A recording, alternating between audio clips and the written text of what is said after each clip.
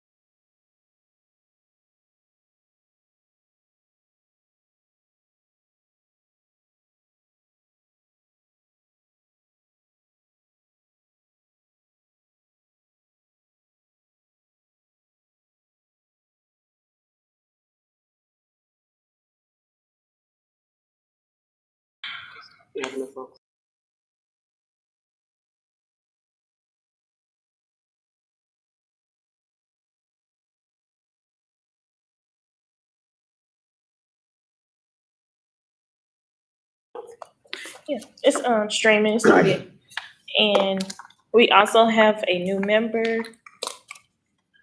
Secretary Oka Curtis from OJJ. Hi, nice to meet you. Thank you for joining us. Yes, thank you for having me. You called a meeting to order, and I can do the roll call. We are already live streaming. We're live. I'd like to go ahead and call the meeting to order.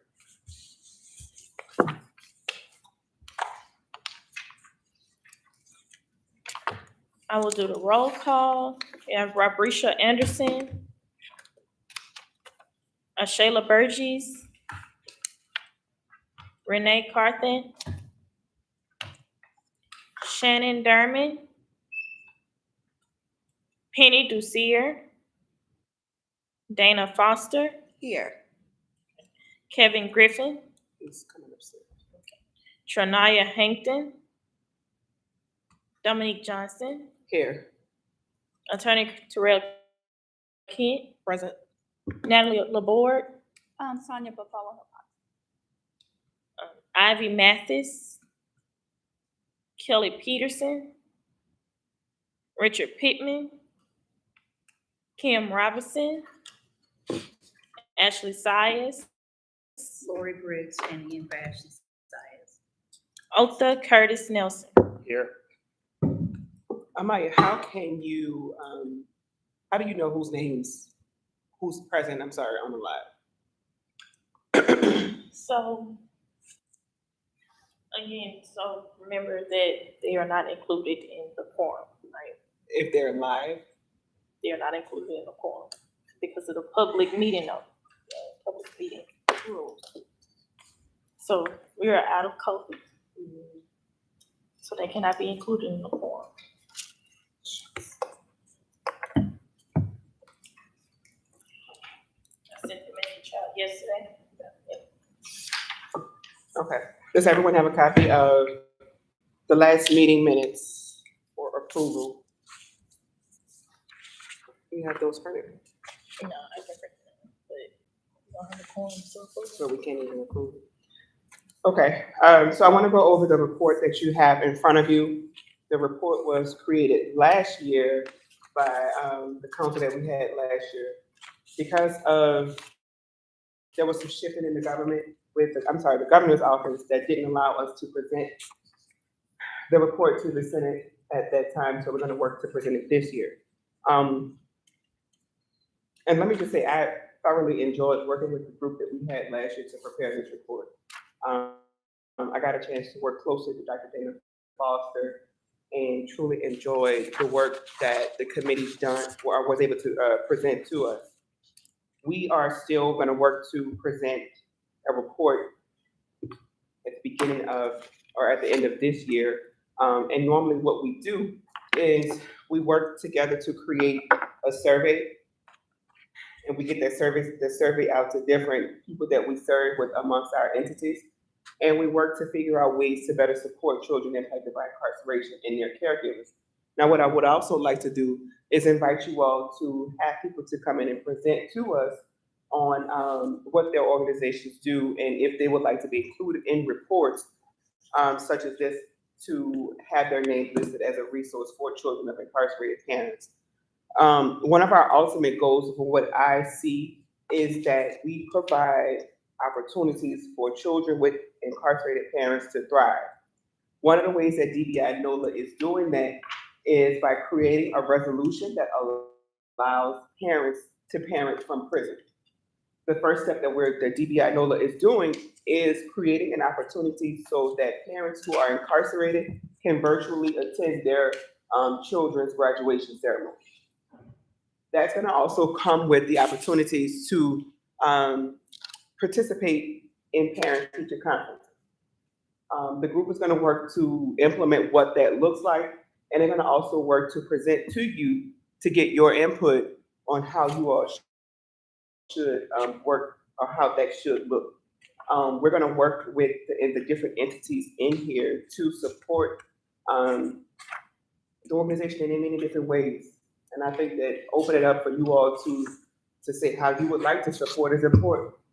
But one of the things that I would like to ask is that we have one meeting in the evening so that the children who are on the committee can attend. That's one ask that I have. We do have Trinaya Hankton. She is a high school senior at Carr. She would love to attend. However, the meetings are during the time she at school.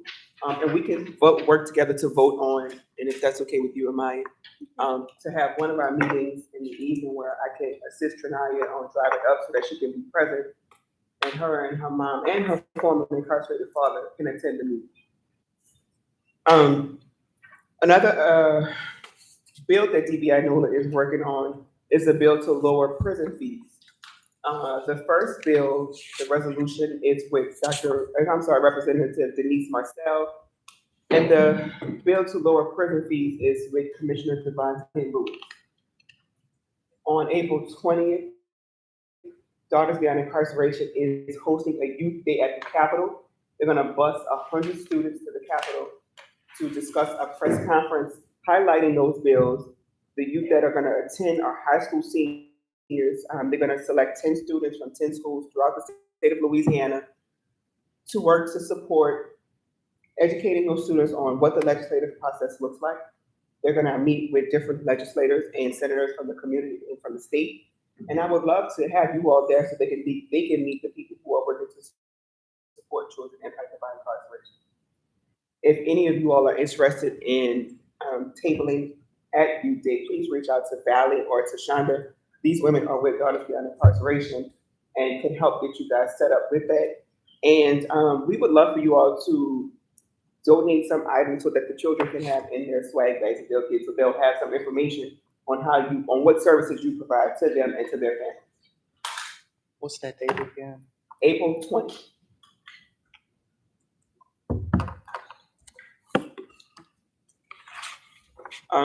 Are there any questions or concerns about submitting this report to Senate?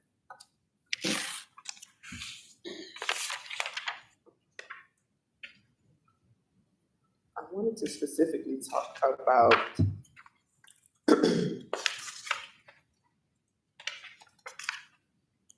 their aspect with teachers.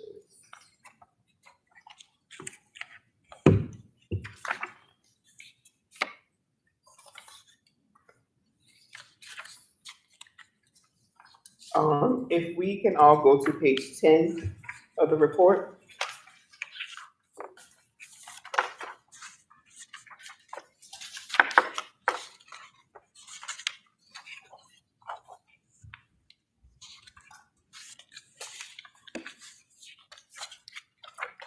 And at the bottom, it is the fifth bullet. 40% of students that we talk to reported not feeling comfortable speaking with an adult or one of their peers about their incarcerated family members. 40% is a lot. And if you look at the high increase in crime that's specifically happening in New Orleans, that 40% is those children that's committing the crime. It is extremely difficult for a formerly incarcerated person to talk to their children about their incarceration, as well as children who have incarcerated parents to have an adult that they can trust. I would like for us to work with, I'm sorry, you had your hand up? Oh, I'm sorry. I would like for us to work with the rep that is here from the school board, or is that someone that they need to reappoint? I think that's Miss Kelly Peters. So we're gonna have to reach out to them to reappoint because she's no longer with the school board. But I would like for us to work with some educators and some teachers on, as well as girls that are impacted by incarceration, on ways that they can work to support each other, to better support communication. So when we do the survey again, that the students are finding that it's easier for them to talk to adults about incarceration and their parents' incarceration. Does anyone have any thoughts, ideas, or comments on that one? So what's the proposal again?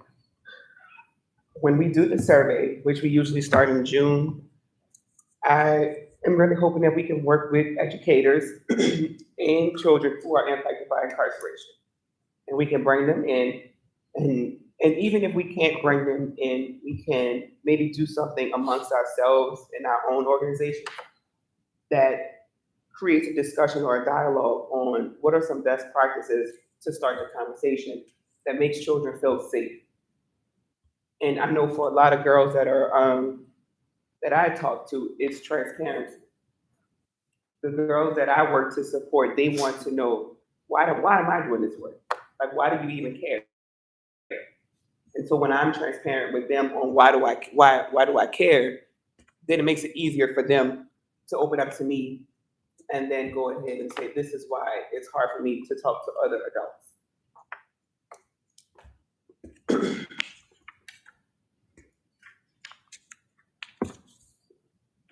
And also, when we look at page 11 of the report, making sure that we are all, that I'm not saying when we are all, our organizations are okay with supporting these policy recommendations, because it's important that we are all on the same page to support these recommendations, to support the children that we're working to serve and their families and their caregivers.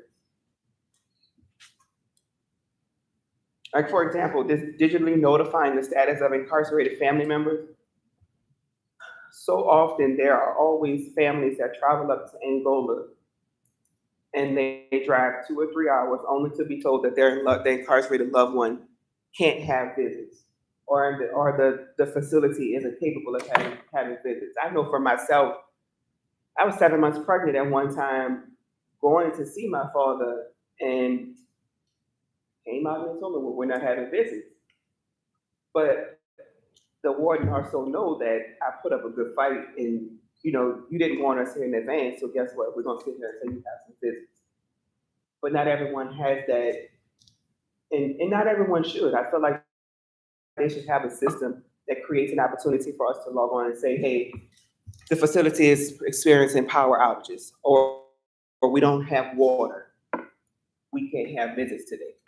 So that's gonna be a bill that I know we work to enforce next year, for next session. I think we're all in our own entities are working to support trauma-informed practices.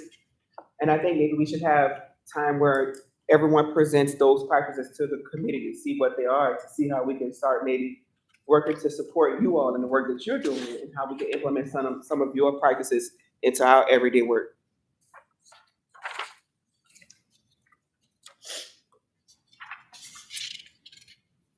And on page 13, the more humane treatment of deceased incarcerated parents. So and I'm not sure if everyone knows this, but my father is currently on his 41 year of a life sentence at Angola. He was accused of committing a crime for a guy that's 6'2", 200 and something pounds. My dad is 5'8", maybe 150 or 60 pounds. So my life was ripped apart because my father fit the description of another Black man.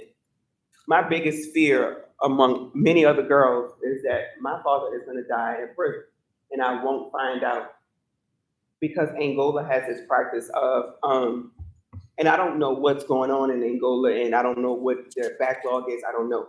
But I know I've had a friend whose father died, and she found out 3 days later.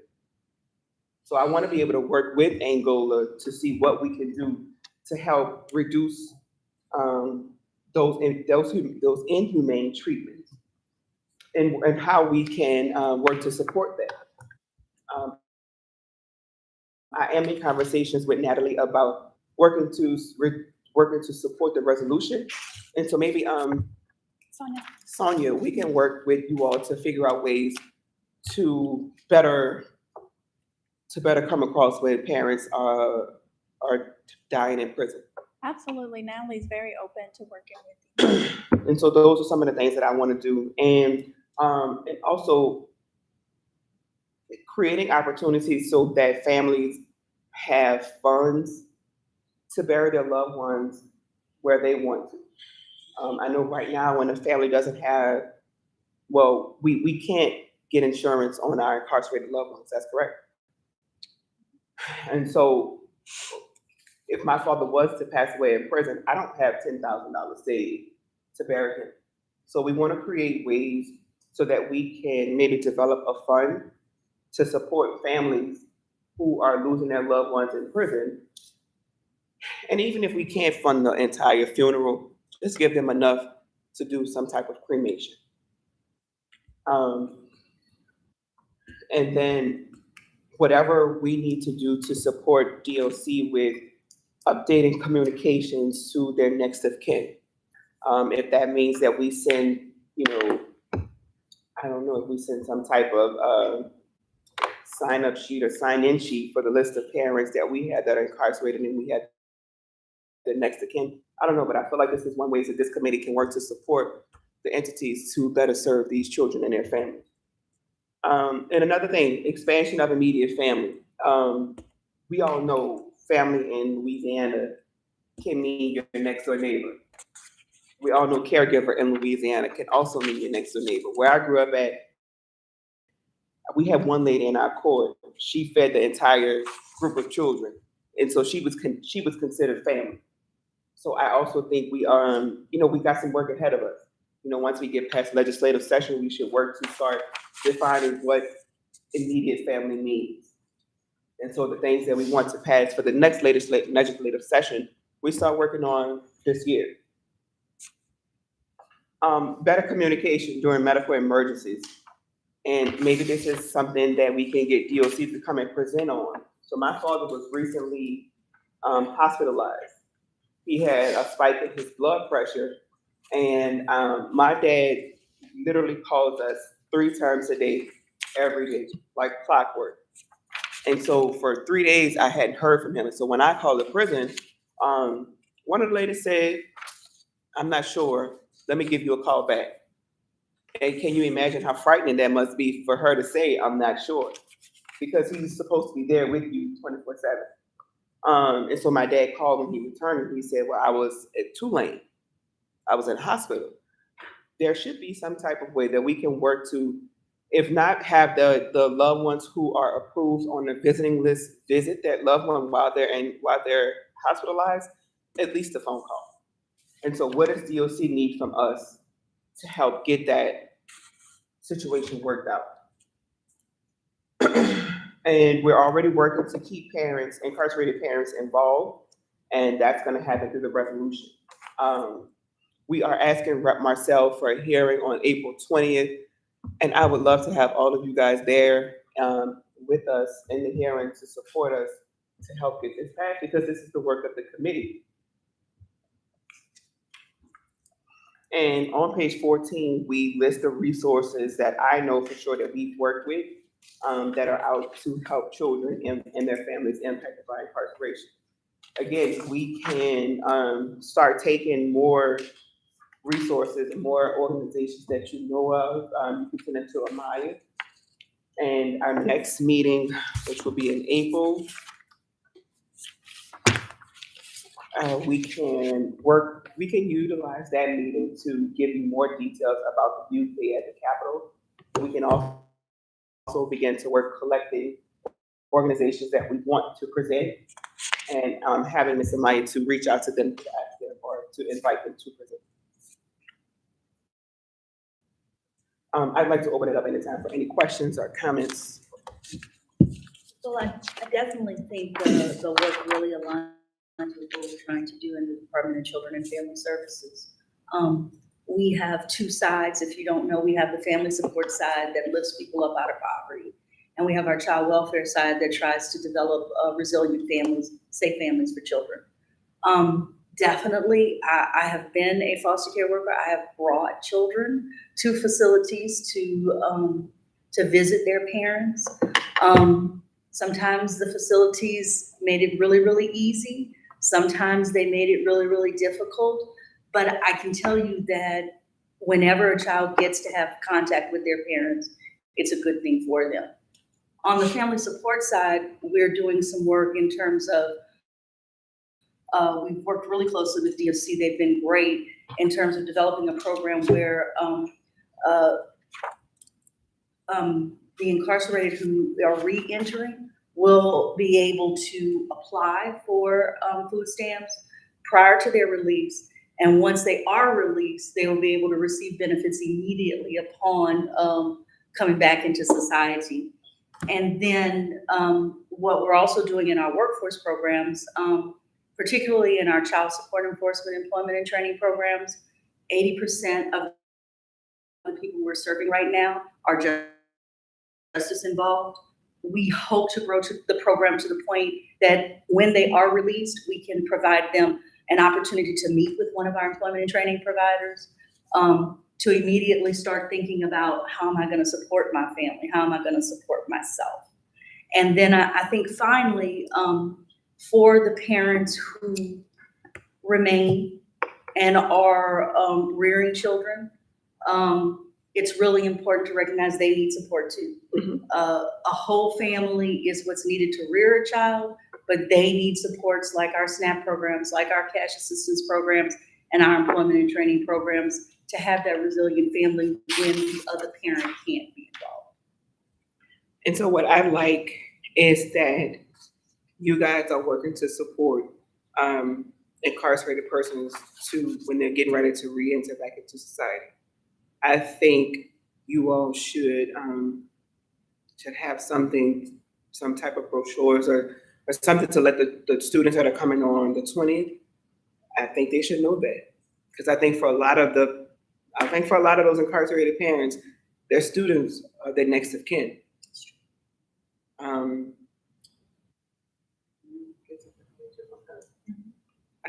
think that's really good, because I know a few of my students in my program that have parents, fathers that are coming home that could use that support. Thank you. Well, Yep. Madam Chair, first of all, and Dr. Foster, I really like this report. Thank It's you. very comprehensive, and I'm gonna, when I get back to the office, really dive into it. I know Ms. Keller, she has been attending in the past. I have attended, I'm actually on one of the committees. Yeah. And so I'm on the Grandparents Raising Grandchildren Committee. Yeah, thank you. But Ms. Keller is in a new role for our agency. So she's actually my new Chief of Diversity, Equity, and Inclusion. And I also have with me my confidential assistant, Mr. Byron Sharper. And so I would like to see how we could incorporate the survey with our youth. Mm. So, of course, you know, I have the youth who are in our custody in secure care, but also my youth who are receiving community-based services. Oh, okay. So I would love to see how we can make sure our youth can participate with the survey.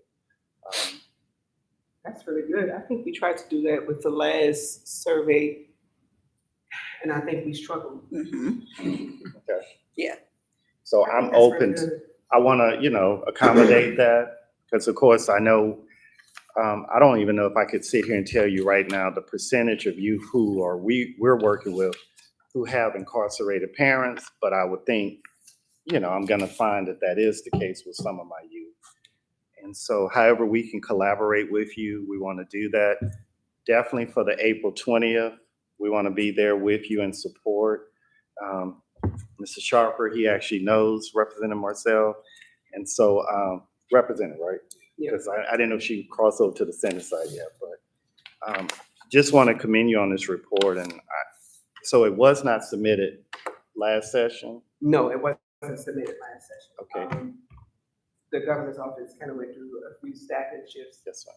So now we have the amazing Ms. Amaya, and Okay. she's working to help us get it submitted now. Okay. This is a good report. And the last thing I'll just say, I love the recommendation about several good recommendations, but with the trauma-informed practices in the public school system. I know there was some legislation passed, I think it was the previous session, but it might have been before that, requiring all teachers to go through ACEs training and trauma-informed training. And I also need to check, because I think there was some legislation passed that made mental health like a requirement for schools. I think they're trying to shift and make mental health or behavioral health issues like an excused absence, things like that. Okay. But definitely they've already started to do the ACEs training for all the educators. They have to, it's like a requirement, it's mandatory that Right. I think that's amazing. Right. Well, I would like to know who's leading the training, but I think that's a good, that's good. And there, I think the Office of Public Health, and I don't want to mess this up, within the Louisiana Department of Health, does a ACE educator. They have an ACE educator program. I can get more information, but they have providers that can go out sometimes. And I think in the last several years, it's probably been by Zoom because of the pandemic. And I think, I don't know in terms of capacity if they can do that, go out to every place, but I know that they've in the past been able to go and do some of the ACE educator training stuff so that they can sort of increase more people who know about ACE education, that stuff. I'll get some more information and I'll share that with you. Okay, thank you so much, Dr. Foster.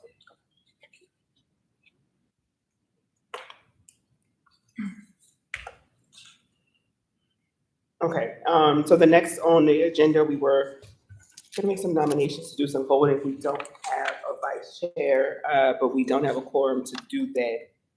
So do we have any public comments that are on YouTube that we need to respond to? I don't think it's live comments, so. I don't think we're allowed live. Madam Chair, can I ask a question? Yeah. When you were just mentioning, well, earlier, when you were mentioning having presentations, So I'm from the Office of Behavioral Health. Did you mean like having our specific offices present some? Yes, I would like for all the entities within this committee present the work that you all are doing individually to support children and families impacted by incarceration. Okay, I will see if, we have the CSOC program. Have you heard of it? They're like wraparound, coordinated system of care program. And so, Okay. I'll see if the director of that program can come and give some information. I'm on another committee, the Student Mental Health Behavior Discipline Task Force, and we, presented on the Medicaid funded behavioral health services that our system has. So we can do that, and I can reach out to the CSOC director to see. Yeah, I think that's good. I think I would like for all of our entities to go ahead and make a presentation so that we all know who are the players at the table and what work that we're doing to service children impacted by incarceration. How much time with the presentations you're thinking? Depending on how many people we have presenting a day, I'll probably say 30 minutes to present. Okay. Just keep in mind, our meetings are from 10 a.m. to 12 p.m. Okay.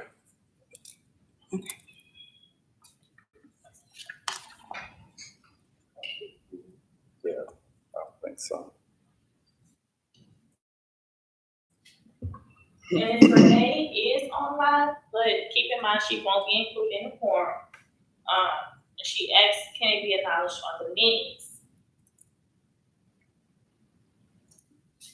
I will have to ask DOA about that, Ms. Renee. It's just as the Zoom.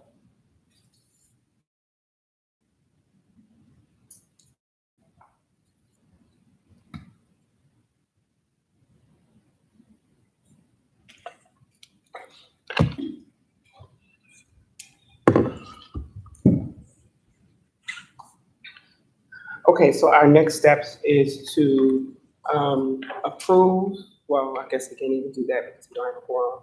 But if no one has anything to change or enhancements to make with the report, Ms. Amaya, we would like you to go ahead and submit the report.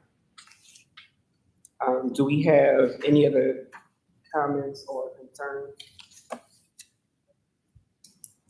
So again, the next meeting, if you all have brochures or any thing that you'd like to include in the bags for the students attending the youth day, you could, you think they should bring it on that day or they should just work to deliver it to you? Yeah, whatever this is. Okay, so you all can get your information. I'll get Tashanda's and Valley's information. And I think it would be a good idea for the students to know who are working to support them and what role you have in their everyday lives. If there are no further questions. Do we have a date for the next meeting? It is the second Wednesday of every month, the first Wednesday of every month? April 5th. It's April 5th. Okay. So we can discuss this afterwards, but can you get with Trinaya to see if she can meet on Fridays? Maybe to see, if, our school's a little lenient. Well, I know the meeting with Trinaya will meet, it may likely have to be the June meeting when she gets out of school. And I want to give everyone else enough time so you can let your agencies know and your families know, but it may likely be the June. And that youth day is the same day as it's the 20th? Is it all? April 20th. And So you you'll should be arrive at having- about 10 a.m. Okay, so you'll be having a hearing and the youth day at the same, will it be at the same time or? It won't be at the same time. I'll have some agendas hopefully by April 8th for the next meeting. And as soon as I get the agenda set, I can send it to Ms. Amaya to send out to everyone.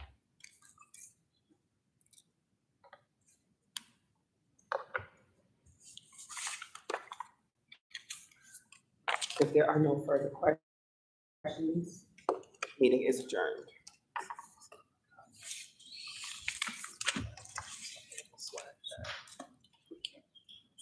Thank you. I like the shoes. Okay.